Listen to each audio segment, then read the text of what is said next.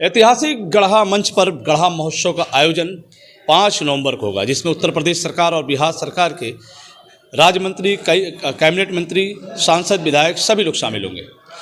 हमारे बीच में आज के डेट में देखा जाए, पूर्वांचल ने उत्तर प्रदेश के सुपरस्टार, वाणी के धनी जब मंच पर होते हैं तो तालियों की गड़गड़ाहट से इनका स्वागत होता है। विजय बहादुर सिंह, आइए आप फेफना विधानसभा क्षेत्र के चितबड़ा गांव के निवासी, जैसा इन्होंने बताया कि 22 साल का एक इतिहास रहा है गढ़ा विकास मंच का। वही मंच है जो हिंदुस्तान नहीं पूरे विश्व में जाना जाता है। आइए विजय बहादुर जी, एक आपने कहा कि 22 साल का एक इतिहास है, क्या इतिहास है? सबसे पहले तो हम रुआ के प्रणाम करता नहीं, रुआ चैनल के बहुत बहुत धन्यवाद। और रुआ चैनल के माध्यम से जितना लोग ये कार्यक्रम देखी या सुनी, सबके हम प्रणाम करता नहीं, सबके बहुत बहुत धन्यवाद। गढ़ा विकास मंच के बैनर तले विशाल गढ़ा महोत्सव के आयोजन हो रहा बा, जौन 5 नवंबर के बाद। गढ़ा महोत्सव के बारे में या गढ़ा विकास मंच के बारे में हम आप सबके बताएं। आज से लगभग 22 साल पहले गढ़ांचल के गांधी, मिजाज से फकीर, दिल के राजा, विपक्षन खातिर बारूद, जनता के लड़ाई के चट्टान के तरह अडिग होकर लड़े वाला स्वर्गीय हरिशंकर राय जी एगो महसूस करनी रिक्तता। 22 साल पहले पूरा गढ़ांचल विकास से कोसों दूर रहे, कोसों दूर। और ना गढ़ांचल के क्षेत्र के आवाज़ प्रदेश तक पहुँचे, ना सत्ता तक पहुँचे। जे भी क्षेत्रीय नेता रहे वो चिंतित भले रहे, लेकिन अपन मजबूती के साथ आवाज़ ना उठा पावे। एगो एकरा खातिर एगो मजबूत प्लेटफार्म की आवश्यकता रहे, एगो मजबूत मंच की आवश्यकता रहे। दूसर बात कि चूँकि हरिशंकर राय जी संगीत मिजाज से रहनी, वहाँ के कलाकारन के बड़ा सपोर्ट करनी। वहाँ के वो समय वहाँ के छोट भाई गोपाल राय जी के प्रसिद्धि रहे भोजपुरी संगीत जगत में, अंतर्राष्ट्रीय स्तर पर लोग जानत रहे। लेकिन वहाँ के ये महसूस कैनी जो गोपाल राय जी के संघर्ष वहाँ के देखल रहनी बचपन से लेके। चूँकि गोपाल राय जी 10 साल की अवस्था से 8-9 साल की अवस्था से गावत नहीं, तो बचपन से लेके जो संघर्ष में संगीत की यात्रा देखले रहनी, ओके महसूस करके और भी जो क्षेत्रीय कलाकारन के संघर्ष में यात्रा रहे ओके वहाँ के महसूस करनी। रोशन भाई, हम आपके बताएं कि उस समय एगो ऐसा वक्त रहे कि टी सीरीज कंपनी दुनिया के वर्तमान में सबसे बड़ कंपनी भी आ। उस समय टी सीरीज कंपनी भोजपुरी के सबसे बड़हन कंपनी रहे पूरा दुनिया के। आ टी सीरीज कंपनी से जेकर भी कैसेट आ जाओ ओके समाज स्वीकार कर ले कि मान्यता प्राप्त गायक हवन, आ उनके समाज सुने लगे। एकर मतलब ही नहीं कि जेकर कैसेट नहीं भैलू बढ़िया कलाकार ना, एक से एक बढ़िया कलाकार गाँव जवार में लोग गावे, लेकिन बहुत गंभीरता से समाज सुने ना। हरिशंकर राय जी के महसूस कैनी और कलाकारन की पीड़ा के महसूस कैनी, और ओकरी बाद वहाँ के निर्णय कैनी कि एगो ऐसा मंच के स्थापना कर जाओ जौना मंचवा पर बड़े बड़े कलाकार के बोला के वो लोग के सामने, टी सीरीज के मालिक के बोला के उनका सामने, बड़े बड़े कंपनियन के मालिक के बोला के उनका सामने, बड़े बड़े म्यूजिक कंपोजर, बड़े बड़े संगीतकारन के बोला के वो लोग के सामने ये क्षेत्रीय लैकन के गवावल जाओ, यानी कि प्रतिभा दिखावल जाओ, ताकि हनियों के कंपनी अवसर दे, संगीतकार लो अवसर दे लो। एगो तो यही कारण रहे।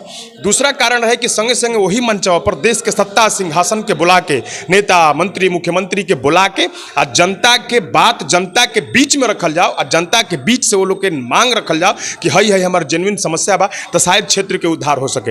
यही कारण से गढ़ा विकास मंच के स्थापना भइल।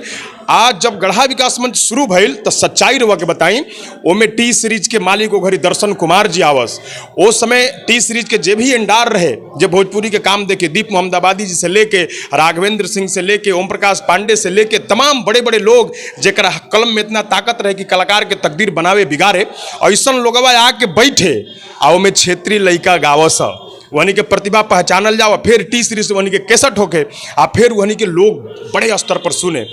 ओमे लालू जी यानी कई बार बड़े बड़े नेता सब आयल आ सबका से कहल गए, धीरे धीरे क्षेत्र के विकास भेल, रोड बनल, सड़क बनल। तो मतलब कहे के मतलब ई बा कि हरिशंकर राय जी एगो ऐसा मजबूत मंच के स्थापना करके चल गनी जौन आज मंच के विशाल स्वरूप भइल बा। आज वो मंच पर वर्तमान में डिप्टी सीएम श्रीमान ब्रजेश पाठक जी के मुख्य अतिथि के रूप में आ रहल बानी।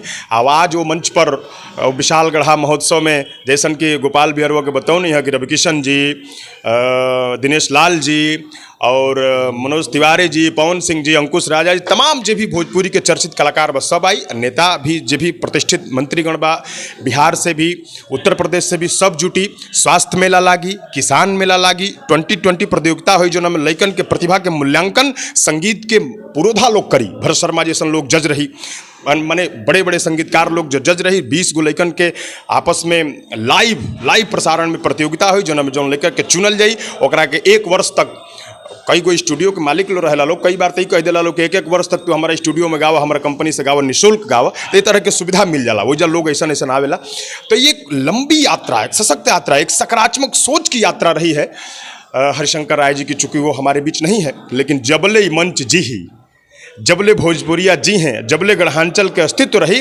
तबले स्वर्गीय हरिशंकर राय जी के नमन कल जाई। बहुत बहुत प्रणाम, बहुत बहुत धन्यवाद। विजय बहादुर जी, मुझे पता है कि गढ़ा विकास मंच और गढ़ा महोत्सव 2001 में इसकी शुरुआत हुई, उसके पहले भी मैं नहीं जानता, लेकिन 2001 से 2021 तक, इस बीच पूरे 21 वर्ष, यानी आप 22 साल करें, पूरे 22 साल के सफ़र में उस मंच पर कौन कौन से कलाकारों ने अपनी प्रतिभा का प्रदर्शन किया है? रोशन भैया, भोजपुरी में केहू ऐसा कलाकार नहीं खे। रुआ ए घड़ी नया नया जो लड़का गावत रहा सोहनी के छोड़ दी, केहू ऐसा कलाकार नहीं खे जो गढ़ा बड़े नाम में। अब ये शुरू करें, भरत शर्मा ब्यास जी, मदन राय जी, विष्णु ओझा जी, मुन्ना सिंह जी, मनोज तिवारी जी, पवन सिंह जी, दिनेश लाल यादव जी, विजय लाल यादव जी, कल्पना जी, मालिनी अवस्थी जी, लगभग सब। और करीब बाद सुर संग्राम के जितना कलाकार, खेसारी भी आए हैं। अब चूंकि देखिए, अब जो आप पूछना चाह रहे हो मैं स्पष्ट कर दूं, खेसारी भी आए हैं, राकेश मिश्रा भी आए हैं, कुछ एक दो उनके गीतों की चर्चा द्व्यर्थी संवादों के रूप में रही, लेकिन जब गढ़ा विकास मंच से इन लोगों ने प्रस्तुति दिया तो वही लोग अच्छे अच्छे गीत गाए।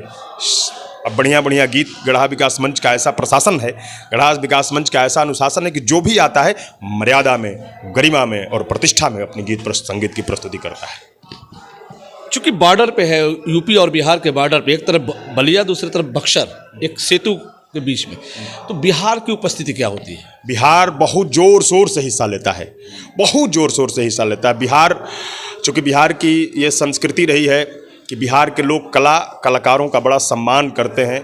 बिहार के लोग साहित्य प्रेमी भी हैं, संगीत प्रेमी भी हैं, कलाधर्मी भी हैं, कला उत्सवी भी हैं, और कला और कलाकारों को हृदय से सम्मान करते हैं। चूँकि बिहार का जो पहला जिला हमारे उत्तर प्रदेश से लगा है वो बक्सर, और बक्सर से ही भरत शर्मा व्यास आते हैं, बक्सर से ही विष्णु ओझा आते हैं, बक्सर से ही गायत्री ठाकुर आते हैं, बक्सर से ही कमलबास कुंवर आते हैं, और बक्सर से जस्ट लगे भभुआ से जहां मनोज तिवारी आते हैं।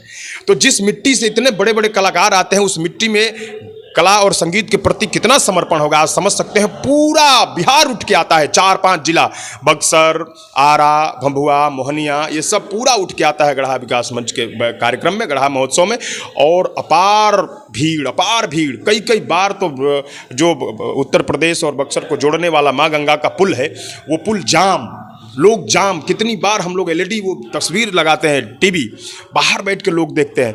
ये अपार सफलता है, क्योंकि वो जानते हैं कि गढ़ा विकास मंच जो आयोजन करता है, जो बात करता है, वो पूरा करता है। कलाकार गढ़ा विकास मंच से जुड़े हैं और हृदय से गढ़ा विकास मंच में आना चाहते हैं। गढ़ा महोत्सव बहुत सारे होते हैं। गढ़ा महोत्सव को देखने के बाद, गढ़ा महोत्सव के सफलता के बाद पूरे प्रदेश में, उत्तर प्रदेश और बिहार में महोत्सवों की बाढ़ आ गई, बहुत सारे महोत्सव होने लगे। लेकिन जो स्थान आज वर्तमान में गढ़ा महोत्सव का है, आप निस्संदेह रूप से समझ सकते हैं कि भोजपुरी का सबसे बड़ा महोत्सव है, भोजपुरी का सबसे बड़ा मंच है विशाल गढ़ा महोत्सव। बहुत बहुत धन्यवाद।